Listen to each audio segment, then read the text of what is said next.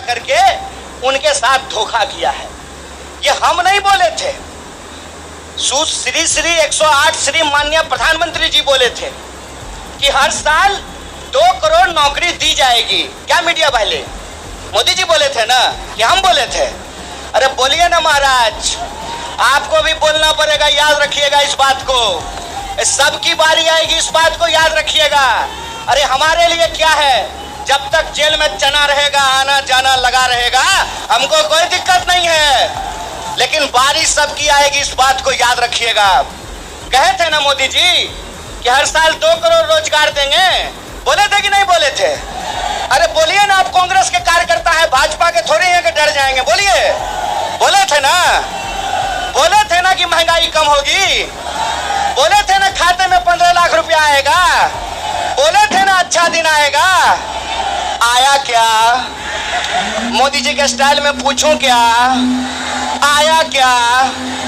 अब नया जुमला आया है, अब नया जुमला आया है कि हम अग्निपथ लेकर के आए हैं। एक भाजपा का नेता ईमानदार है, कैलाश विजयवर्गीय को धन्यवाद देना चाहिए। कम से आपका बेटा बल्ला बहुत बढ़िया चलाता है, अफसर पे बैठ चला रहा था, उसको बीजेपी ऑफिस में क्यों नहीं सिक्योरिटी गार्ड बना देते हैं? मंत्री का बेटा बनेगा सेक्रेटरी, मंत्री का बेटा बनेगा बीसीसीआई का सेक्रेटरी, और किसान मजदूर का बेटा बनेगा भाजपा ऑफिस में सिक्योरिटी गार्ड। हाय रे हिपोक्रेसी, इसी को हिपोक्रेसी कहते हैं ना। और बेईमानी किसको कहते हैं? देश की जनता को लगा कि जब मोदी जी बोल रहे हैं तो सच ही बोलेंगे। मोदी जी ने कहा दीपक जलाओ तो देश ने दीपक जलाया, मोदी जी ने कहा बत्ती बुझाओ तो देश ने बत्ती बुझाया, मोदी जी ने कहा थाली बजाओ तो देश ने थाली बजाया। सब कुछ किया इस देश ने, लेकिन देश अब तक इंतजार कर रहा है कि मोदी जी जो हमको कहे थे उसमें से एक भी चीज पूरा नहीं किए हैं। और ये देश की जो परिस्थिति है, इस परिस्थिति पे मुखर होकर के हमारे नेता बोलते हैं। इस बात का हमको गर्व है कि सरकार के सामने बिना झुके कोई लड़ता है अड़ करके, तो उसका नाम राहुल गांधी है। उसको डराना चाहते हैं, उसको डराना चाहते हैं, उसको झुकाना चाहते हैं। अरे आप कहते हैं मोदी जी मैं भी चौकीदार, मोदी जी के समर्थन में लोग कहते हैं मैं भी चौकीदार। ये चौकीदार नहीं है, ये देश के ठेकेदार हैं। और ये देश के ठेकेदार कैसे हैं? क्योंकि इस देश के लोगों का, उनके भविष्य को ये ठेके पे कर देना चाहते हैं। ये जो अग्निपथ योजना है, इसकी मोटी मोटी बात आप समझ लीजिए। मैं बड़े ध्यान से सारा प्रेस कॉन्फ्रेंस सुन रहा हूँ। प्रेस कॉन्फ्रेंस में सरकार जिलेबी की तरह गोल गोल कर रही है, हर चीज को सब कुछ बोल रही है, सब फायदा गिना रही है। हो सकता है कि कोई भाजपा का मंत्री ये भी आकर के कह दे कि अग्निपथ योजना में शामिल होने के बाद आपका बाल नहीं गिरेगा।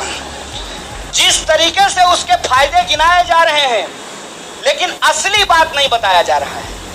एक सिंपल सवाल है, सरकार को इस बात का जवाब देश के नौजवानों को देना चाहिए। क्या सिंपल सवाल है कि जो भर्तियां हो रही थी वो भर्ती होगी कि नहीं होगी? सवाल नंबर 1 सिंपल बात है। पहले आर्मी में हर साल 75,000 कम से कम लोग बहाल होते थे। बाद में बीजेपी ने इसको घटा करके 50,000 कर दिया, और पिछले 2 साल में, अब तीसरा साल है, 50,000 लोगों को की भी भर्ती नहीं की गई। बहाना क्या दिया गया? बहाना दिया गया कि कोरोना था इसीलिए भर्ती नहीं किए। हाय मोदी जी, कोरोना था तो चुनाव लड़ लिए, बंगाल में जाकर के दीदी ओ दीदी कर लिए, सब जगह चुनाव हो गया, उत्तर प्रदेश का चुनाव हो गया, बुलडोजर बाबा आ गए, लेकिन आर्मी की भर्ती नहीं हुई। ये बेईमानी है कि नहीं है? रोजगार देने में कोरोना है और चुनाव लड़ने में कोरोना नहीं है।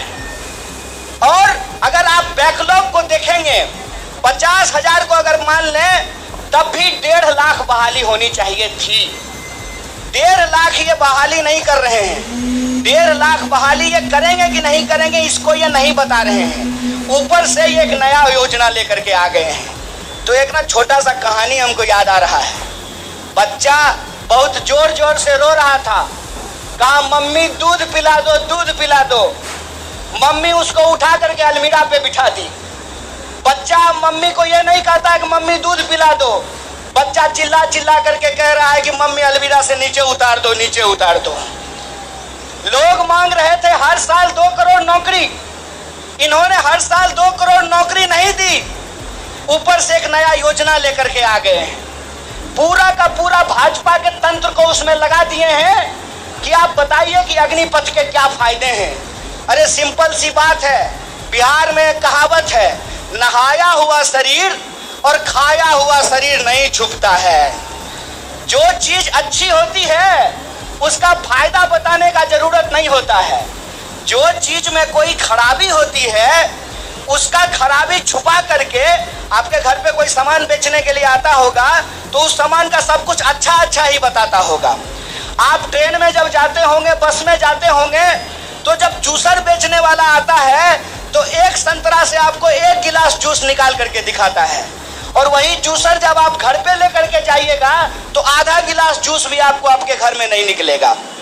ये जो बेचने की मानसिकता होती है, इस बेचने की मानसिकता के खिलाफ है।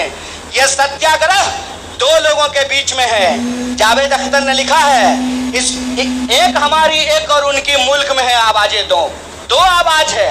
एक वो आवाज है जो इस देश को बेचना चाहता है, वो देश के सरकार में बैठे हुए हैं। एक वो आवाज है जो देश को बचाना चाहता है, वो सड़कों पे खड़ा है, वो जंतर मंतर पे बैठा हुआ है, वो सत्याग्रह कर रहा है। और ये सत्याग्रह हम इसलिए कर रहे हैं कि सरकार के झूठ को हम समझ रहे हैं। झूठ क्या है? जो देखो झूठ है कि ये लोग परमानेंट बहाली को बंद करने जा रहे हैं। परमानेंट बहालियां नहीं होगी। अगर ये परमानेंट बहाली करना चाहते हैं तो सिर्फ सेंट्रल गवर्नमेंट में 28 लाख पोस्ट खाली है। ये परमानेंट बहाली बंद करके ठेकाकरण के फायदे देश को समझा रहे हैं। जब भी देश में कोई ठेकाकरण किया जाता है तो सिर्फ उसका फायदा ही फायदा बताया जाता है। जब भी देश की कोई सार्वजनिक संपत्ति बेची जाती है तो उसका फायदा ही फायदा बताया जाता है। लेकिन इस बात को याद रखिएगा कि देश में अगर सारी सार्वजनिक संपत्तियों को बेच दिया गया तो देश का क्या होगा। एक बार आप इस बात पे विचार कीजिएगा कि अगर एयर इंडिया नहीं रहेगा, अगर नहीं होगा एयर इंडिया, तो क्या करेंगे ज्योतिरादित्य सिंधिया? समझना है कि नहीं समझना है?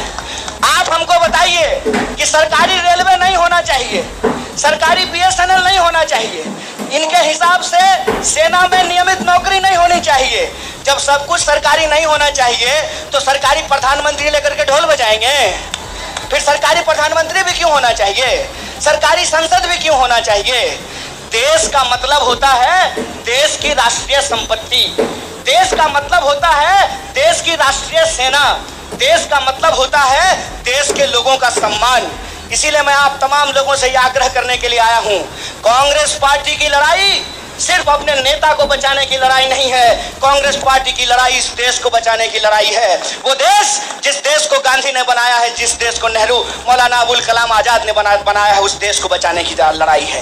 कांग्रेस पार्टी को लेकर के भाजपा लगातार प्रचार करती है कि अगर कांग्रेस किसी चीज का विरोध कर रहा है तो सही होगा। तो आप बताइए, हम भाजपा का विरोध करते हैं, देश के संविधान का समर्थन करते हैं, और उस संविधान को हमने बनाया है, कांग्रेस पार्टी ने बनाया है। इसीलिए एक कहावत कही जाती है, जाके पैर न फटे बिवाई, वो का जाने पीड़ पड़ाई। जो पार्टी देश को आजादी दिलाई है वही पार्टी इस देश की आजादी की रक्षा कर सकती है। इसी आशा और उम्मीद के साथ कि सत्य और अहिंसा के रास्ते पर चलेंगे, सत्याग्रह के रास्ते पर चलेंगे, झूठ को हराएंगे।